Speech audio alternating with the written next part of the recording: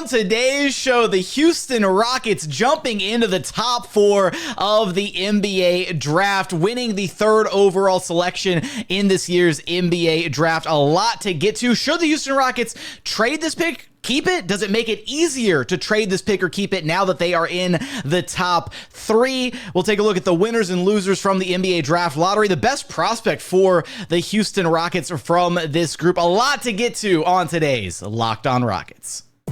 This is Mission Control, Houston. Ignition sequence start. 6, 5, 4, 3, 2, 1.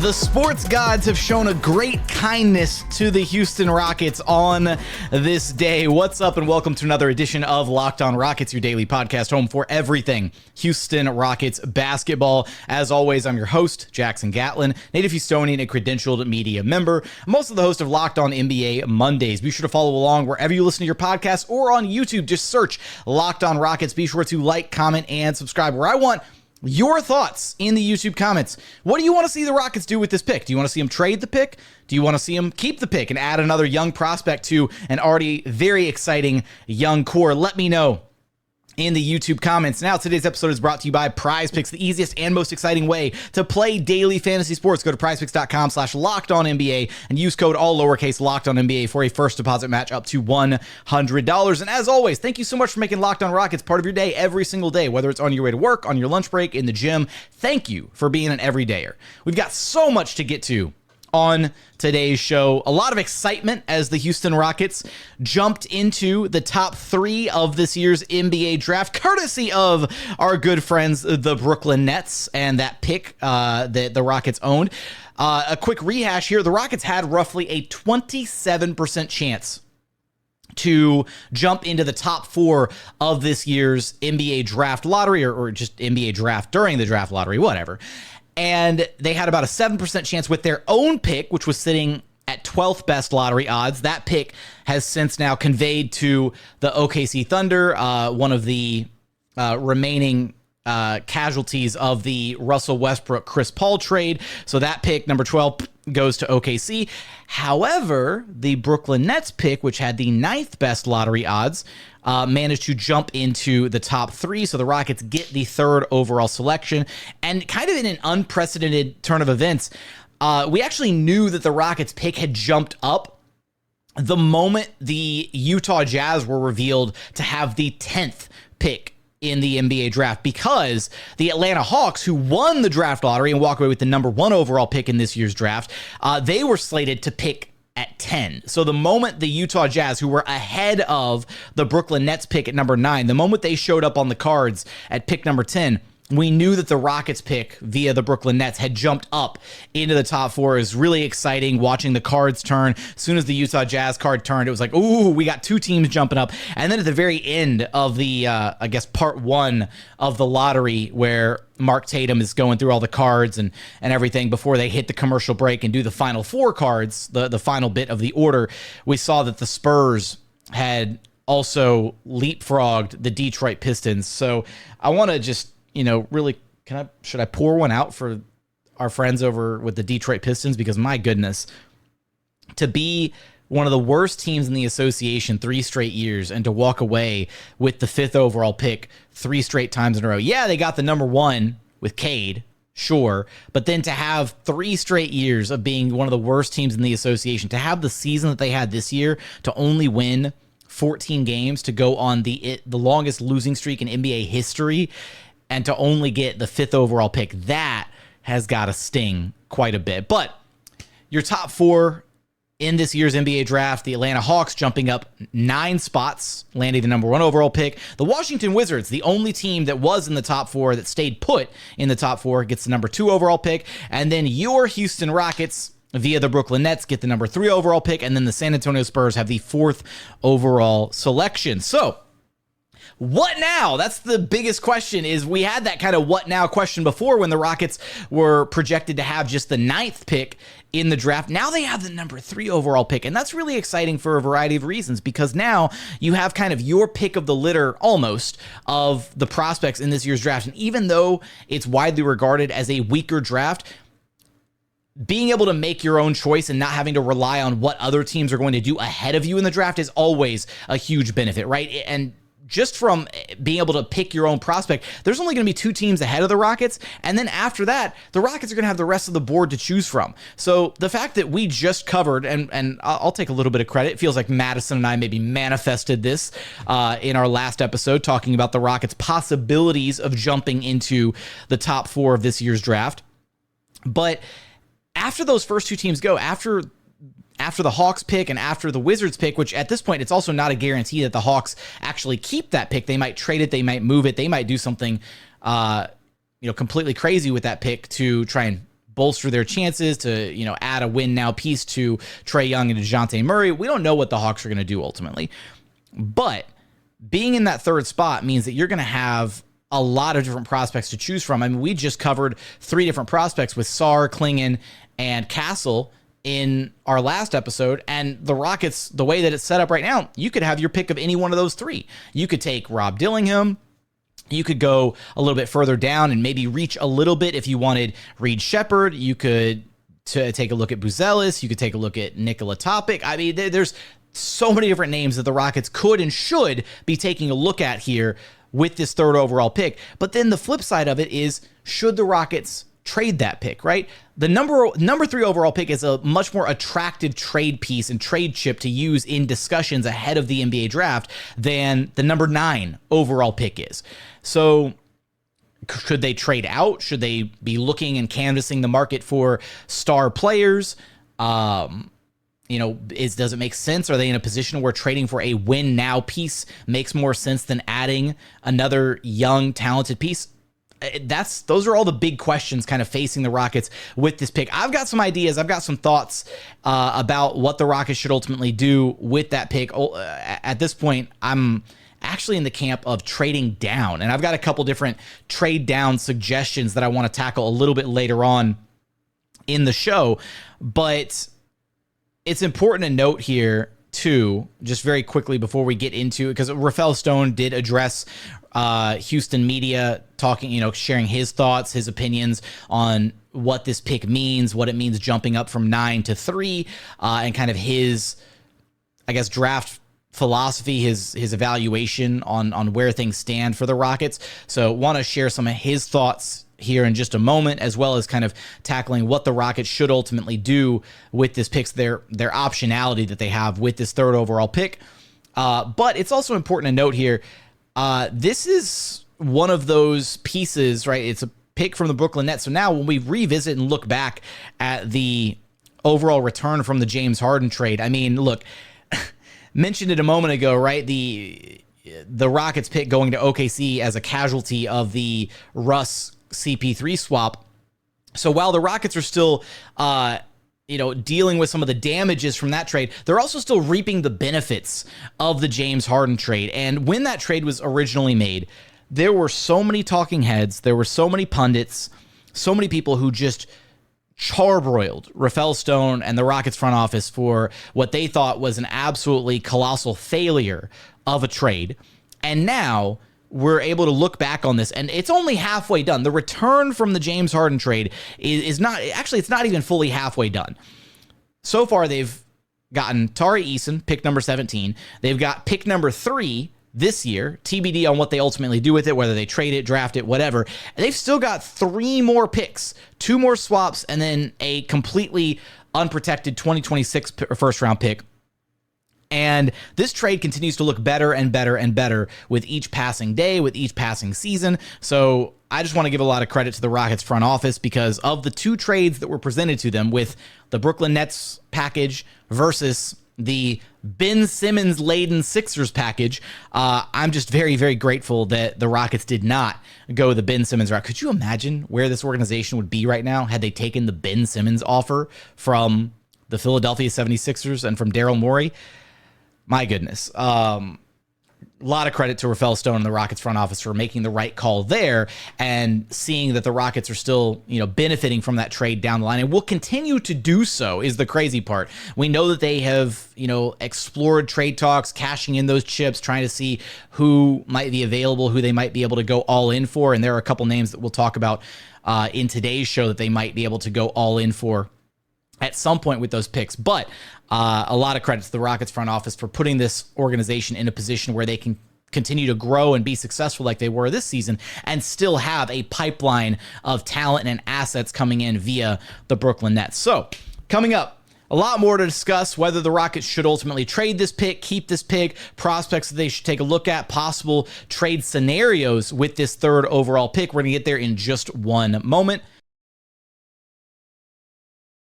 First, today's episode is brought to you by PrizePicks. PrizePicks is America's #1 fantasy sports app with more than 3 million members. It's the easiest and most exciting way to get in on the action while you watch your favorite sports and players. You just pick more or less on 2 or more players' stats and watch the winnings roll in. PrizePicks really is so simple to play. You can make your picks and submit an entry in less than 60 seconds. Quick withdrawals, easy gameplay, and an enormous selection of different players and stat types are what makes PrizePicks the #1 DFS app on the market. And right now, you can get in on the playoff action. It's not too late, and win up to 100 times your money with a PrizePicks as you and the world's best players take the game to a new level during the NBA postseason. So if you've been considering getting into daily fantasy sports, give PrizePicks a chance. Download the app today and use code LOCKEDONNBA for a first deposit match up to $100. Again, download the PrizePicks app today and use code LOCKEDONNBA for a first deposit match up to $100. PrizePicks. Pick more, pick less. It's that easy. And continuing on here at Locked On Rockets, your daily podcast home for everything Houston Rockets basketball. All right, so immediately after the NBA draft lottery concluded, Rafa Stone did address Houston media. So we got the chance to talk to him for a little bit. He spoke for about 20 or so minutes. I already published the full interview to the YouTube channel. Shout out to those of you who watched the video, even though it had the incorrect title upon original upload. Shout out to my boy Raj for reaching out to me and letting me know about my little YouTube error there, but it's all cleaned up now. So you can go watch the full interview, hear his thoughts, his kind of reaction. He was actually on a flight when the draft lottery was actually happening, and his internet, his Wi-Fi kind of cut out on the flight because he was in Europe doing some scouting, and then he's heading to Chicago for the NBA draft combine, where he and Ime Udoka will start evaluating some of the talent available at the combine as they approach the NBA draft and decide kind of ultimately what they want to do. So he didn't find out until he got his internet back, and then he got a barrage of he said he got a bunch of texts and notifications. So he knew that they had moved up. He didn't know where they moved up to, though. He just knew that one of the picks had moved up. So I'm sure that was probably a nerve-wracking experience, but for him to not know until he ultimately landed where that pick was. But I got the chance to ask him about kind of just draft philosophy going into this year's draft after having such a successful season in which we saw a lot of internal growth. So here's his reply. You mentioned earlier that you think this team could improve even if you made no changes this offseason. So how much does your draft philosophy and your overall evaluation going into the draft, going with fit versus best player available, change, if at all, after a season in which the team just went 41-41 and saw a lot of internal growth? Yeah, I mean, we've been pretty fixated on best available talent. I just think it's so hard. It's so hard to make it in the NBA, let alone make it let alone kind of survive a bunch of years, let alone not just have a good career, but be somebody who drives winning in an impactful way. That it's, I think for me and in my job, I guess I'm just not confident enough in me to be able to point out that in any given draft, this point guard, this shooting guard, this small forward, this power forward, this center will be really successful. And so I think if we become confident that a player has a chance to become special or very successful in our league, we'll just that would be the player we would take, as opposed to fixating on how he fits with our current team. Okay, so Rafa Stone kind of sharing some of his thoughts, his feelings towards this pick and towards what the Rockets may ultimately do with it. And I'll say this, look, Stone is a master of saying a lot without saying much of anything. It's kind of lawyer speak at the end of the day, and a lot of NBA front office executives, whether they're lawyers or not, have this ability to kind of not, box themselves into a corner. They're going to say, we're going to keep our options open. It's a lot of it is just lawyer speak, GM speak, whatever you want to call it. But I do think that when we look at the history of what the Houston Rockets have done historically with their draft picks, especially at the top of the draft, is they have always prioritized what they feel to be obviously the best talent available. But I think more so by extension from that, Rafa Stone, I think, clearly has I guess like a player type that he prefers. He really has a thing for, I think, athletes, guys who are off the charts athletically.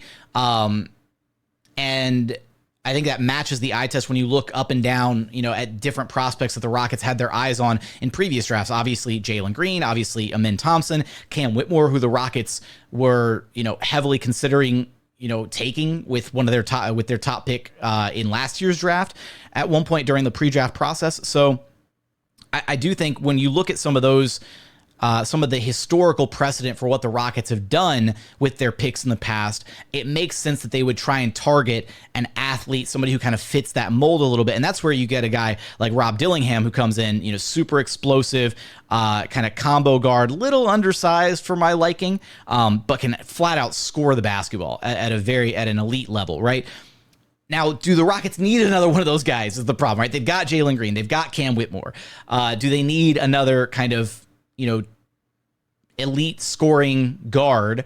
And I mean, is he the best prospect available? I would argue that he's not, at least not from my perspective as I'm looking at, all the names available, but I'm also very early on in kind of the pre-draft process, looking at some of these guys. So I've got almost very like surface level analysis and information about a lot of these guys at the top of the draft, but at least that's some of the historical precedent for what Rafa Stone has done in the past with his draft picks, kind of prioritizing some of the, I guess, the measurables, right? Like if a player is bigger, taller, faster, stronger than all of his peers, that's going to be the guy that Rafa Stone prioritizes instead of looking at maybe like a specific skill, right? Like instead of looking at the top of the draft and saying, okay, he's going to prioritize, Reed Shepard because he's an elite shooter, or Dalton Connect. Like maybe those aren't the directions that the Rockets and Stone would ultimately go. Now, when you look at it from that perspective, I do think that this draft is maybe a little light on one of those top end talents. Because again, there's not like a guy that has that, crazy high upside superstar ceiling or whatever in this draft. At least it doesn't feel that way. So then you start exploring the idea of, okay, well, what would it look like to ultimately trade this pick if you're the Rockets? And I think that there's in every NBA offseason, at every NBA trade deadline, there's so many moving parts. There's so many teams that, decide, okay, well, we're done with this player, or we're gonna tear it down and rebuild. You never really know what's going to ultimately happen. Hell, right now the Phoenix Suns are in complete turmoil. They just got swept in the playoffs. They're hiring Mike Budenholzer to be their new head coach. Third head coach in 3 years. Kevin Durant on his sixth head coach in 6 seasons. Not a great look for him. But what do the Suns ultimately do, right? Like, do they just try to run it back with their big three of Bradley Beal, Devin Booker, and Kevin Durant? Or do they maybe try and trade one of those big three, right? And it's not like Bradley Beal's really part of a big three with the way that he's been playing, but like maybe that's a possibility, right? Maybe the Brooklyn Nets get crazy desperate and they want to, actually tear things down and start, and start building towards the future. And maybe they'd be willing to part with a Mikal Bridges type. I don't know. There's a lot of different options out there. We know that there's been long rumors about Donovan Mitchell and his desire to ultimately leave the Cleveland Cavaliers, and we know that the Brooklyn Nets and the New York Knicks are heavily rumored as favorites to land Donovan Mitchell, but maybe that's a conversation that the Rockets could ultimately get in on now that they have the number 3 pick in this year's draft as an asset, in addition to all the other Brooklyn Nets picks, in addition to their own future draft picks. That's an important thing to note here. If the Rockets do decide to ultimately go kind of star chasing, I guess, this offseason, and looking at the available star talent across the NBA landscape and trying to see if they could, add an already star level player to this core without giving up too much of, what they've already built here off of this 41-41 season. They have, at this point, they can offer up to 5 future first-round draft picks, including this one, the number 3 pick in this year's draft. They can offer up to 5 future first-round draft picks via a combination of their own picks, way out in the future, late 2020s, as well as the remaining assets they have via the Brooklyn Nets. So that's a lot of flexibility to be able to say if the right star player becomes available and the Rockets feel like that's the name that they want to go all in on, then we could see the Rockets potentially make that move this offseason. Now, I think it's probably a little bit premature to go like completely all in and do one of those, Kevin Durant, James Harden level type trades where you trade the entire next 6-7 years of draft capital for a team that only just won 41 wins. It doesn't, even though it feels like the Rockets are on the precipice of taking a massive jump next year, it feels like they can take a pretty significant jump even if they made absolutely no moves whatsoever and just got everybody healthy and ran it back next season. And Rafa Stone shared the exact same sentiment. He believed, he said very early on in his press conference, his media availability, that they could just run it back next season, and he thinks that they're going to improve just from, adding, getting Tari, Eason back and healthy, adding Steven Adams to the mix, not losing Alperen Sengun for a quarter of the season, hopefully with Jalen Green, right, having his performance at the end of the season start a little bit earlier next year, right, starting from the jump instead of, coming online in late February and to round out, the final 1/3 of the season. So for all these reasons, it kind of feels like the Rockets are in a position where they don't have to make a move, but they're in a very strong position with a lot of leverage to make the right move. And it's still kind of a toss-up at this point whether the right move is play it safe and just draft another young prospect and let them grow behind the scenes, which, again, one of Rafa Stone's answers is he did firmly believe that they'd be able to draft and develop a young, talented prospect without necessarily meaning that they get minutes, right? We saw that this past season with Cam Whitmore and Amin Thompson. Now, Amin was almost by necessity because of the ankle injury early on, but with Cam Whitmore, he spent, first half or so of the season, back and forth between the G League and kind of learning behind the scenes before he got a chance to ultimately crack the rotation. And that could very easily happen again if the Rockets decide to keep this pick and draft the 3rd overall selection. They can bring in a rookie and not play them right away, right? They can slow play the development. Now that we have a coaching staff in place that we can trust to properly develop these young, talented players, then I think I'm almost all for that as a possible route to go. But I do want to get into, I've talked about the possibility of trading this pick, or at least trading out of the draft for maybe an established win-now player, kind of briefly brushed over that a little bit.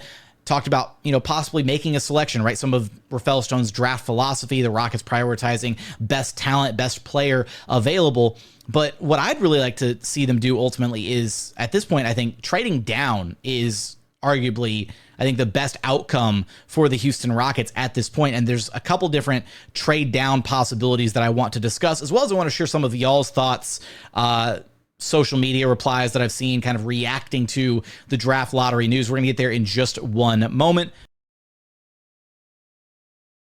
First, today's episode is brought to you by FanDuel.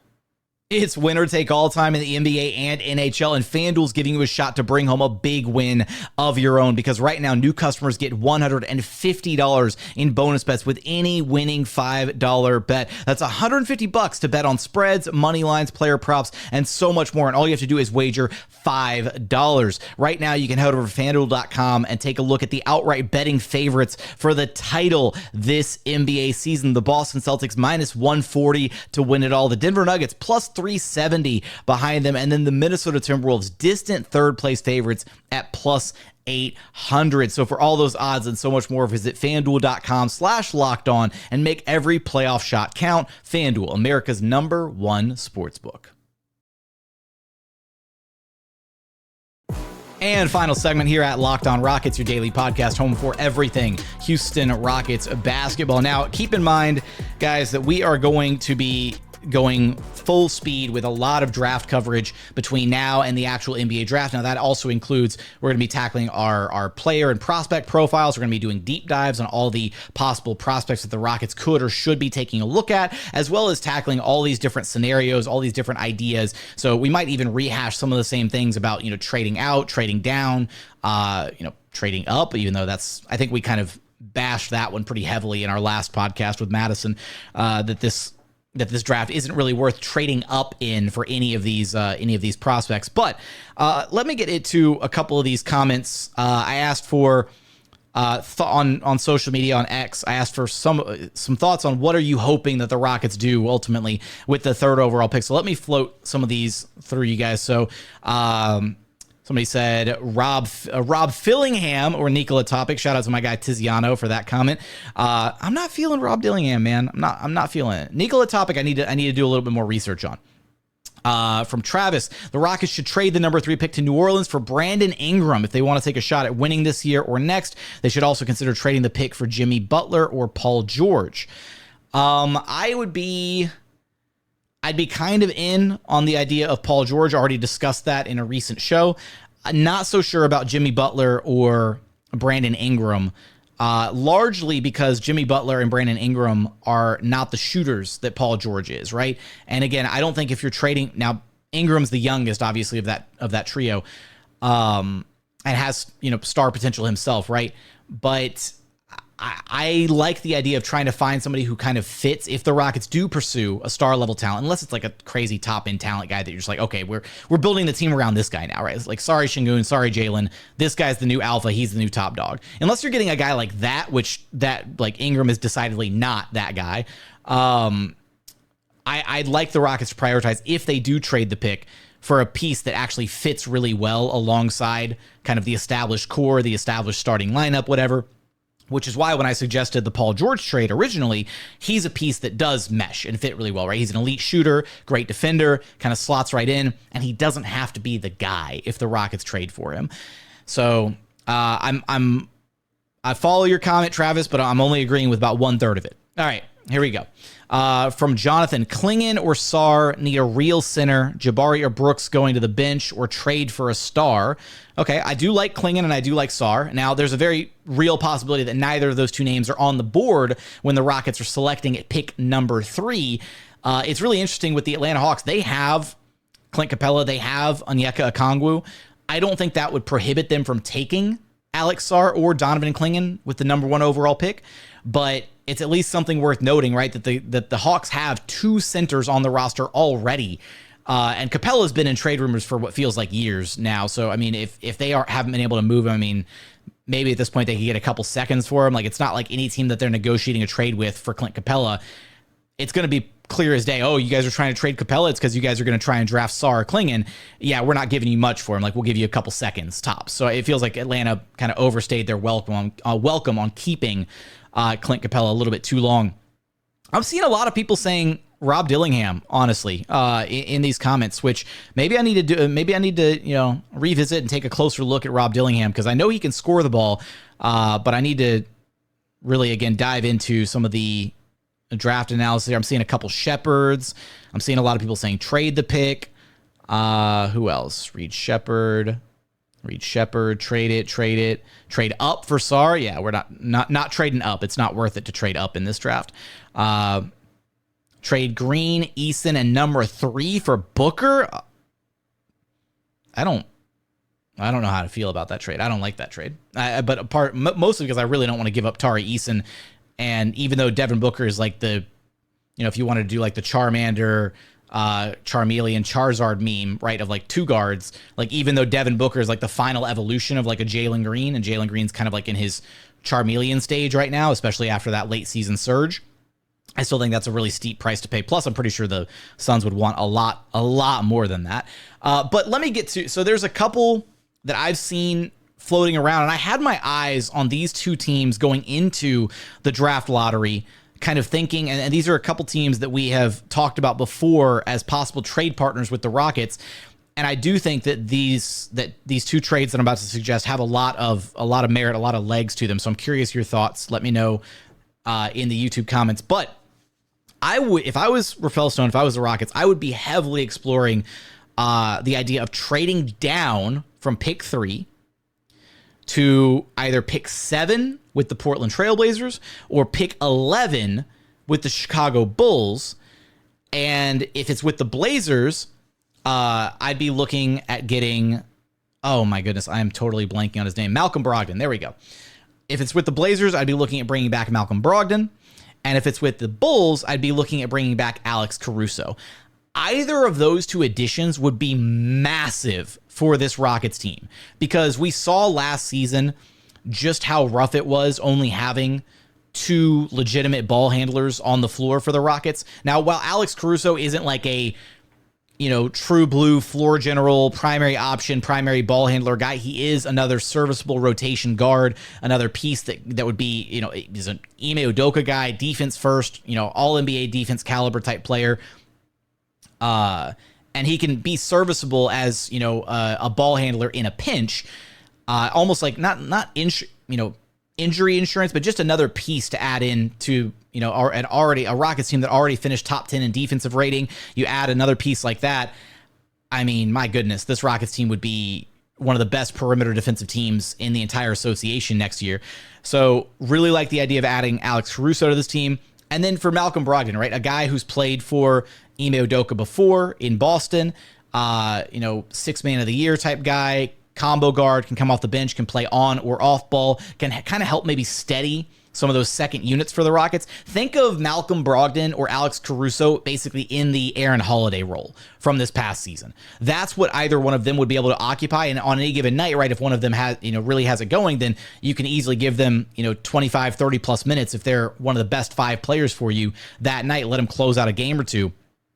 Now, would the Blazers and Bulls be interested in trading up for the number 3 overall pick? Is there a target that either of those teams would really want in this year's draft? Again, for the same reason that I'm sitting here and that we've sat here and said it doesn't make sense for the Rockets to trade up in this year's draft. Maybe the Bulls and Blazers feel just as strongly. Maybe they're very content with some of the options available at picks 7 and 11. And, Rafa Stone calls them up and they immediately laugh and hang up the phone.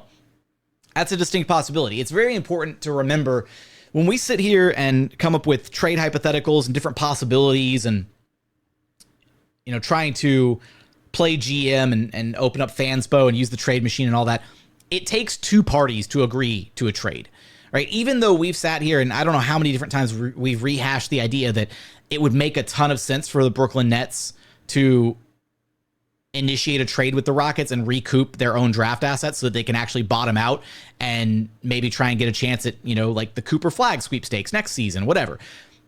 Yeah, that's a possibility. And it makes a lot of sense in theory, but then there's like the practical element of it that the Nets don't want to be bad, right? Like their owner, Joe Tsai, doesn't want the team to be bad. They want to keep trying to be competitive, even though they're kind of stuck in mediocrity right now. There's business decisions that have to be made from an ownership perspective, and not all ownership groups are built the same, right? So, when I say that, I'm highlighting here, obviously, that the Rockets ownership group, Tillman Fertitta and the Fertitta family, deserve a ton of credit for allowing the Rockets to be as bad as they were for 3 straight years, right? To recoup all those assets, to gather all that young talent, and to be in a really, really great position now to springboard into the upper echelon of the league as early as next season, right? To go from 41 and 41, or to go from 22 wins to 41 wins to potentially north of 50 wins next year is very realistically on the table, even if the Rockets just run it back as is. I think 50 wins is absolutely on the table, pending the internal growth and success of some of the young guys on this roster. But then if you start talking about making a move like this, where the Rockets could bring in a win now piece like Malcolm Brogdon or Alex Caruso, and on top of that, have the 7th or 11th pick to add yet another young prospect. Because if you could get Malcolm Brogdon from the Blazers, and then if you could grab with the 7th pick Dalton Connect, or if Stephon Castle fell to pick 7, or if Reed Shepherd was there at pick 7, my goodness, that would be an absolute slam dunk outcome for the Houston Rockets, to get another young piece that they can slow play, gradually bring along and develop over time, while also adding yet another win now piece to help this roster immediately next season. That to me is, I think, the path that I'd like to see the Rockets ultimately go with this 3rd overall pick. Trade trade down to a willing trade partner, somebody who wants or who clearly is targeting one of the players at the top of the draft, and then get the best of both worlds, a win now piece, not a star level piece, but a win now piece. And then also another piece of, another young talent to grow and develop over time. Yeah, I think that one seems like a complete slam dunk to me. But I am curious your thoughts. I want to hear what you would like to see the Rockets do ultimately with that third overall pick. Again, we're going to be tackling this 7 different ways to Sunday in all of our upcoming shows. Our very next episode is going to be a draft-centric episode with your weekly co-host, Madison Moore. So be on the lookout for that one. But as always, thank you so much for checking out the show. If you haven't done so yet, please consider subscribing wherever you listen to your podcasts or on YouTube. Just search Locked On Rockets, like, comment, subscribe, all that good stuff. And if you're on Apple Podcasts, a 5-star review helps us out a ton. But as always, thank you so much for watching. Thank you so much for listening. And we look forward to having you back right here at Locked On Rockets, your daily podcast home for everything Houston Rockets basketball.